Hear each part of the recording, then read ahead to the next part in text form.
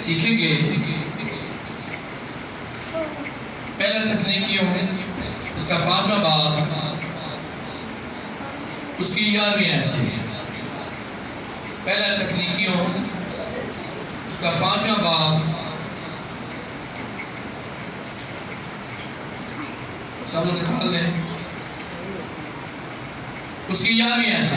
کلام مقدس میں یہ اردو ہے، پس تم ایک دوسرے کو تسلی دو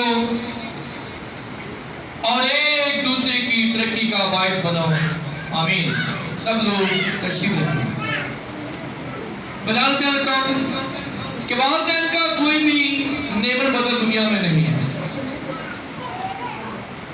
آپ جتنی بھی تسلی پائیں، جتنی بھی باتیں کہیں، لیکن والدین کا کوئی الٹرنیٹو کوئی رشتہ نہیں ہے۔ وہاں بیٹھا سوچ رہا تھا کہ والدین کے ساتھ چلتے چلتے آج ہم بھی والدین میں شامل ہیں۔ آج وہی جذبات جو ہمارے والدین ہمارے لیے رکھتے تھے، آج ہم اپنے بچوں کے لیے رکھتے ہیں۔ آج ہم کلام مقدس میں سے اپنی تسلی کے لیے چند باتیں سیکھیں گے کہ خدا کا کلام یہ ایک معتبر کلام ہے، جس میں تسلی ہے، تشفی ہے، اطمینان ہے۔ بتانا چاہتا ہوں کہ جب ہم مقدس ایوب کی کتاب کا مطالعہ کرتے ہیں، اس میں یہ ہوتا ہے اس کے چند دوست گھر سے اس بات کو لے کے نکلتے ہیں کہ آؤ ہم ایوب کے ساتھ روئے اور اس کو تسلی دیں۔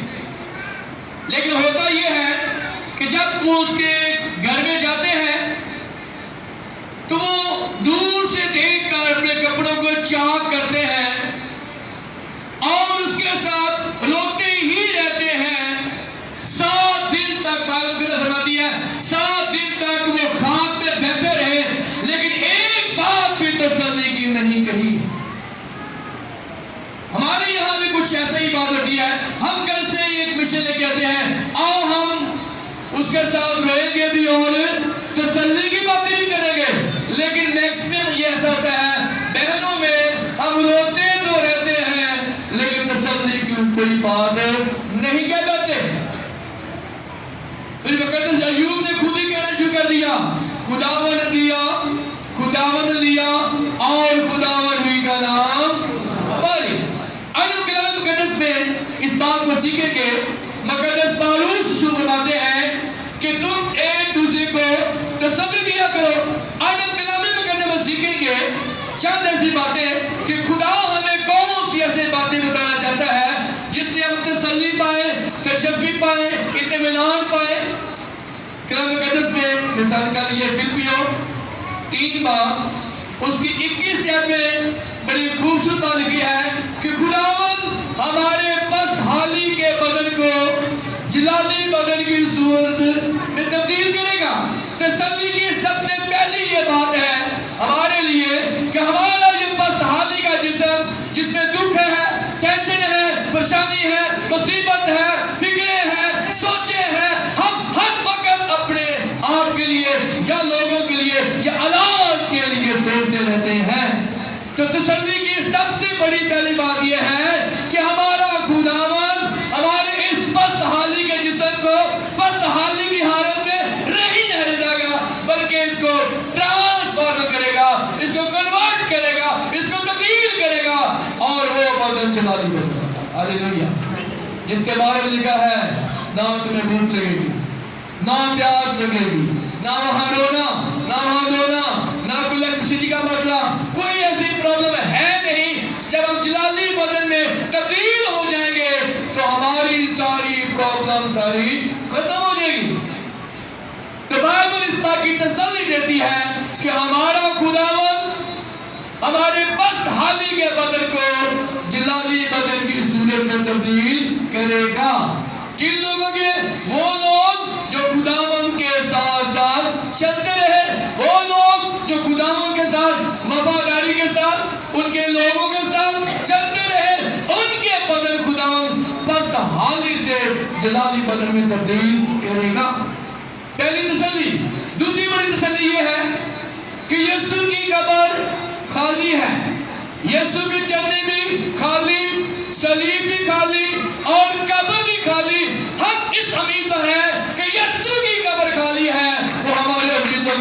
को नहीं खाली करेगा। हालेलुया। ये तसल्ली की बात है। हमारे पास हाली का बदन जलाली बदन में, तो क्या जलाली बदन कब्र में रहेगा? नो, बल्कि यीशु की कब्र खाली है। यीशु ने अपनी कब्र खाली करके ये बता दिया कि मैं कब्र में नहीं हूँ, मेरे मानने वाले भी कब्र में नहीं हूँ। लेकिन एक टाइम आएगा कि खुदावंद हमारे बस हाली के बदन को जलाली बदन की सूरत में बदलेगा। फिर हम कब्र में नहीं बल्कि यीशु के साथ हज़ार सलामत में शामिल हो जाएंगे। पहली तसल्ली की बात कि खुदावंद बस हाली से कहा जाएंगे जी जलाली में। दूसरी तसल्ली की बात कि हमारे तमाम अजीजों की कब्रों को यीशु खाली करेगा। तीसरी बड़ी बात क्या कहते हैं, सीखते हैं पहला पत्रस उसका पहला बात उसकी तीसरी आयत लिखा है कि यीशु मसीह में हमारे पास एक जिंदा उम्मीद है। हालेलुया। लिखा गैर कौमों की तरह गम ना करो। तो मैं यहाँ देख रहा था कि 5-6 साल हो गए हैं, हम अभी तक शायद उसी कंडीशन में हैं। गम करना हमारा काम नहीं है, परेशान होना हमारा काम नहीं है।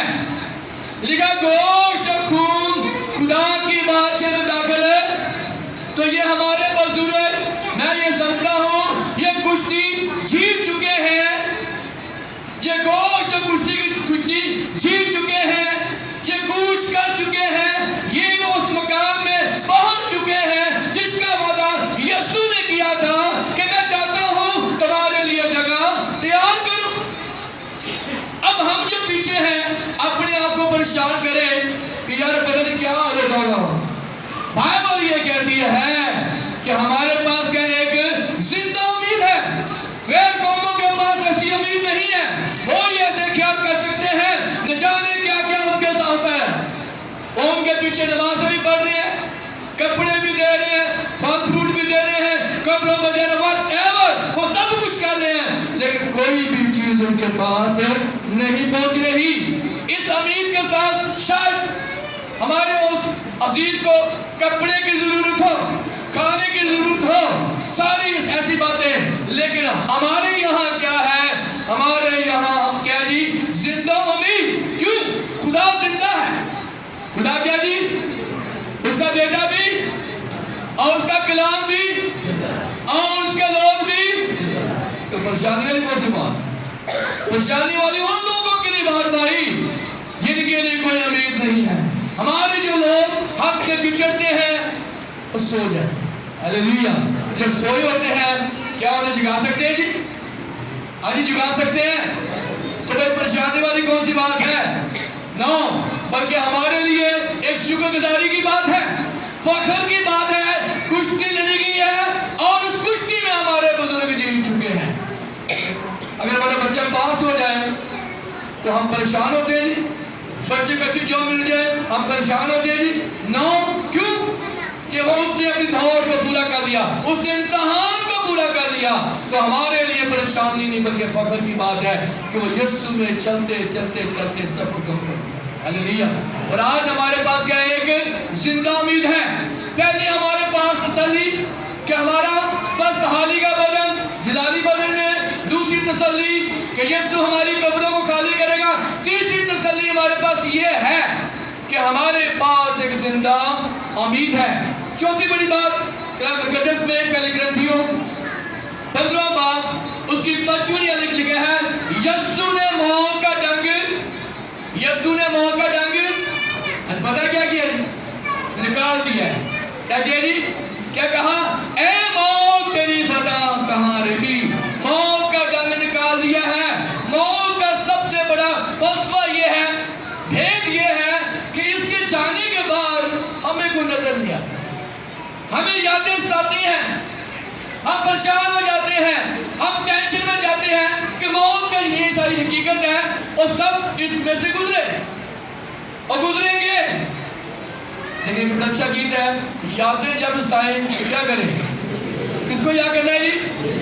यीशु को याद करें, उनको ना याद करें, वो जीते हैं। यादें जब सताएं यीशु को याद करें कि यीशु मसीह तसल्ली का अच्छा हालेलुया। वो हमें तसल्ली दे सकता है, इत्मीनान दे सकता है, तशफ़ी दे सकता है। यीशु को याद कीजिए। तो यीशु मसीह ने क्या कहा? ऐ मौत तेरी फतह कहाँ रही? मौत फतह का लुकमा बन गई, उसको बुर्की बनाकर मेरे यीशु ने खा लिया। मौत को मौत आ गई। आज तक कभी ऐसा नहीं हुआ कि मौत को मौत। और यीशु मसीह कब्र का सीना चीर करवा रहा है। ये पहली कब्र थी जिस पर मोहरें लगी थी, और लोग आमतौर पर ये सोचते हैं कि हमारा जिंदा हो जाना चाहिए, लेकिन ये पहली कब्र थी जो कहते मुर्दा जिंदा ना हो, इसीलिए मोहरें लगाए, इसीलिए पहरे लगाए, इसीलिए वहां स्टैंप लगा के लोगों को खड़ा कर दिया गया।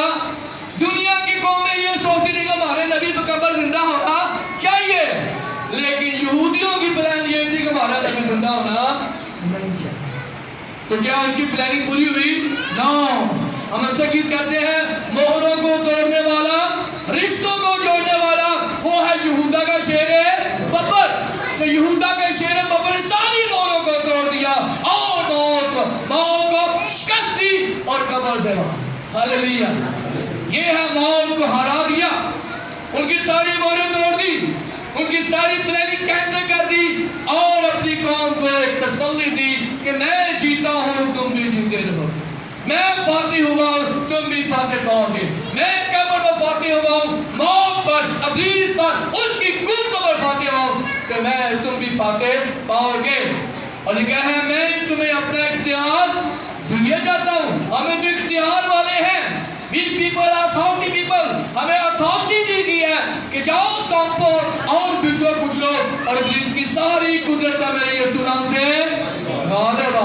हालेलुया। और चौथी बड़ी तसल्ली ये है, इसियों 2 बार उसकी 19 से लिखा है, बस अब तुम परदेसी और मुसाफिर नहीं।